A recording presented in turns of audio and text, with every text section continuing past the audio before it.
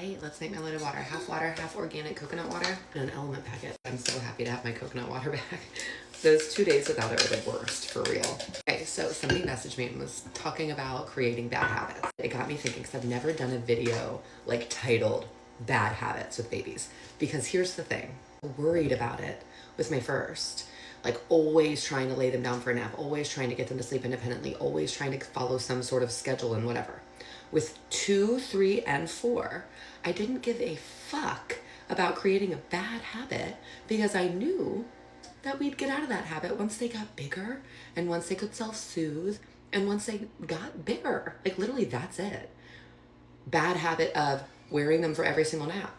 For me, not a bad habit. Who cares? I'm following wake windows. That's a really good habit.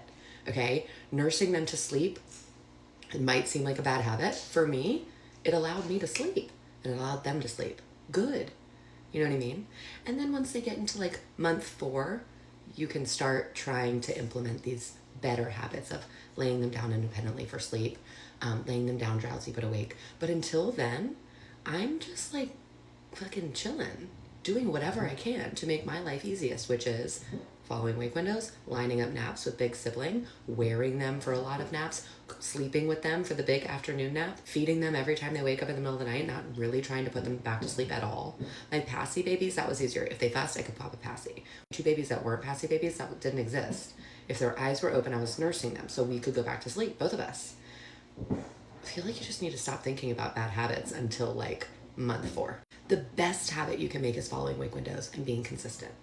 Don't worry about creating bad habits. Like that's not, you don't need to be worried about it because when they're 4 months old, you can start implementing good habits and then get them to sleep independently.